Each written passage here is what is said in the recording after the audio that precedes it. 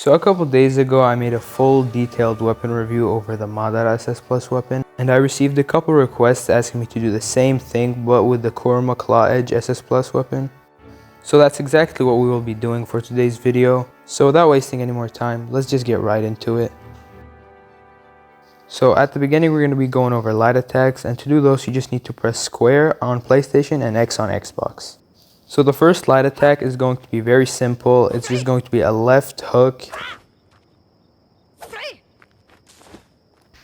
And for the double light attack, it's just going to be another left hook, and then he's going to continue it with a right slash with the kunai.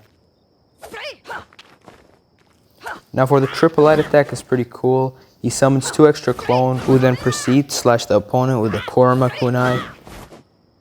For the quadruple light attack, the character gets down on the floor and does a spinning back kick, and then proceeds to hit you with another side kick with the clone he summoned earlier, sending the opponent right where he started. For the quadruple light attack, the character does the same stuff we just went over but finishes it off with a Rasengan. And do keep in mind that this Rasengan is not like the jutsu, and the leap isn't as great as the jutsu, but it's still really good regardless. Now moving on to the aerial lights, and as you can see on the first aerial light, it's nothing special. The character just swings the Kurama kunai. The double aerial light is very simple. It just does the same movement twice. For the triple aerial light, the character summons a clone that does a side kick whilst the actual main body does a barrage of kicks. For the quadruple aerial light, the character does the same stuff but does a Rasengan, but this time the leap is actually pretty good. Still not as good as the actual jutsu, but definitely has a better leap than the ground on.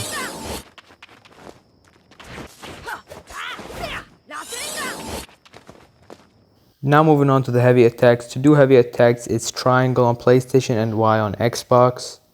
For the first heavy, you just launch forward with the Kurama hand extending out with a fist. This one also could be used to infinite and is actually still pretty good even after the nerf. For the double heavy attack, he does the same launch but then finishes it off with a flying Raijin, which could be used to infinite as well, just like the other one. For the triple heavy, he does the same thing, but at the very end he uses Kurama's claws to slash through the enemy. And keep in mind that this could be used after every flying Raijin attack. Moving on to aerial heavies, and it's basically just a flying Raijin.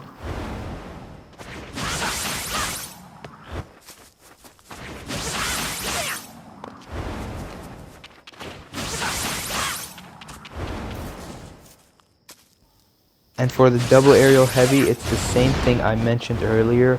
After every use of flying Raijin, there will be an interaction with Kurama. Just keep that in mind. Moving on to combos, and you mainly want to use your light and heavy attacks for this section. So the first one is a light plus heavy, which will basically do a left hook and then a right uppercut with Kurama's hand.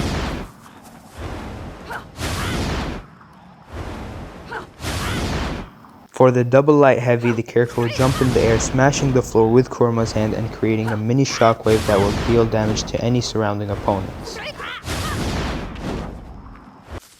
For the triple light heavy, he's going to do the clone jutsu and go into a flying Raijin state, which could be extended with another Kurama attack that I'll show you in a little bit.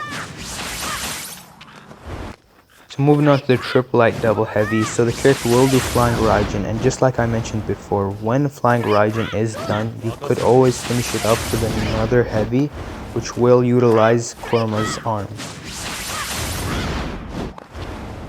For the quadruple light heavy, the character will summon Kurama's left hand, which will slash the opponent with its claws.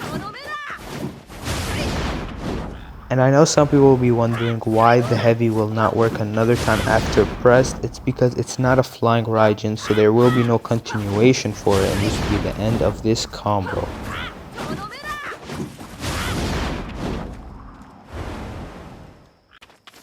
The aerial light plus heavy will just be a regular slash with the Kurama kunai into a flying Raijin.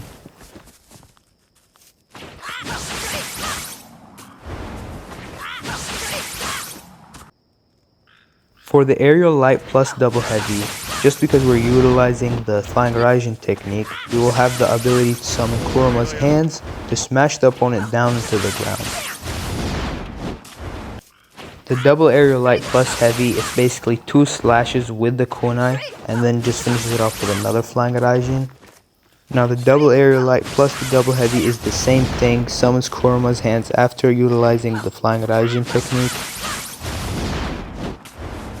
Now for the triple aerial light plus heavy, it's going to be the same thing, utilizing the flying Raijin after doing the kicks, and if pressed 2 times, it will summon the Kurama arms just because we did use the flying Raijin.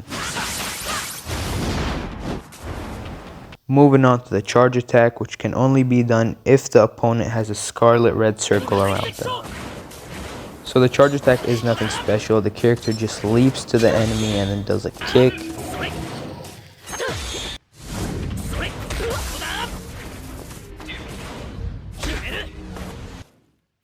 So we have just completed all the heavy, light combo attacks for this SS Plus.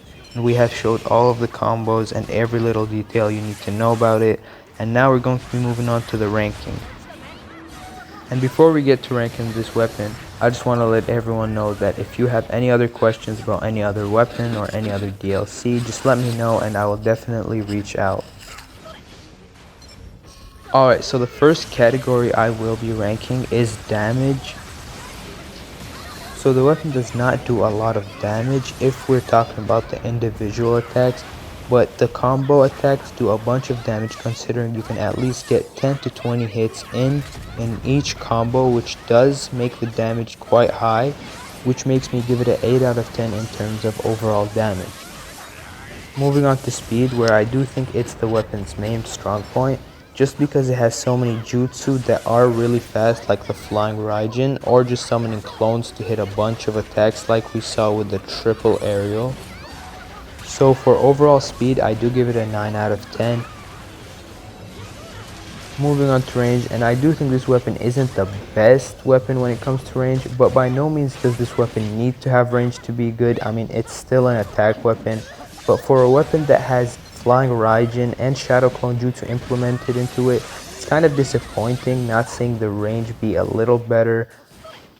But at the end of the day, it's still an attack weapon, and most attack weapons have 0 range at all. It's still good to see that this has a bit of range, although it might not be broken, but it's still really good nonetheless. So for range, I will be giving it a 6 out of 10. But by no means is this a bad rating. This is a really good rating for an attack type weapon. Moving on to combos, and you already saw in the beginning of the video how many combos it has and how good it could be, especially if you know what you're doing. So in this class, I will be giving it a 9 out of 10. We all know why, and I really don't need to explain it that much.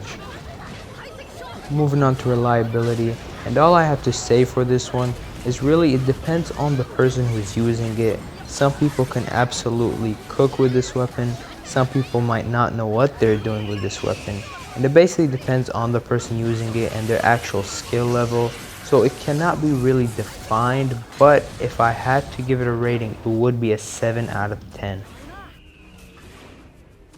Moving on to the user-friendly section, and just like I mentioned in the reliability section, this weapon entirely depends on your skills in the actual game. If you know what you're doing, this weapon can be absolutely amazing, could get you out of any situation, and could be insanely OP.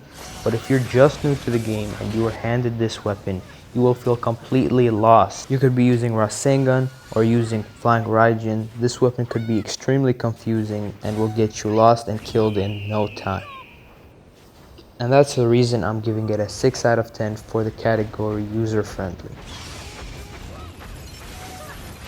And for the overall rating of this weapon, I will give it a solid 8 out of 10. I think it's the best attack weapon in the game, and you definitely need to get your hands on it.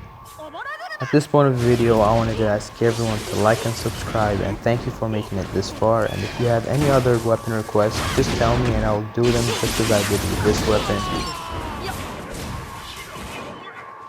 Alright, thank you guys, and see you on the next one.